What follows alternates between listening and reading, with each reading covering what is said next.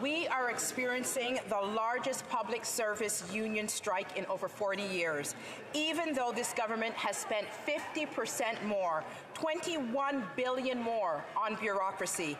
That's some special kind of incompetence. And still, the public sector service is demoralized. This government has wasted $22 billion on liberal connected contracts on outside consulting firms.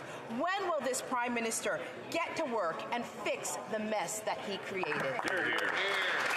The Honourable Minister for Families. Mr. Speaker, it's important for us to compare and contrast with what the Conservatives did, because since 2006, they didn't increase Vote A funding for core services to any of the services that we provided to Canadians. And so that means that as the population of Canada continued to grow, we actually have been spending since we came into government in 2015 to deliver services for the population that we have.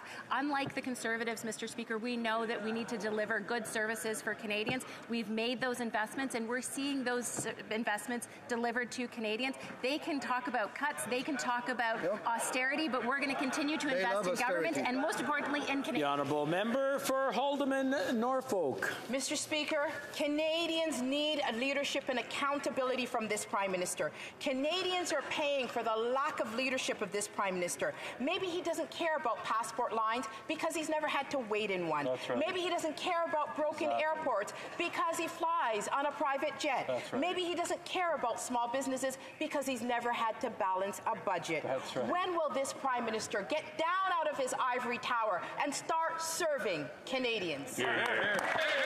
The Honourable Government House Leader. I'm not sure what the member opposite is saying. Is the member opposite saying that the Prime Minister should not have security or should not be flying in a circumstance where his security is protected?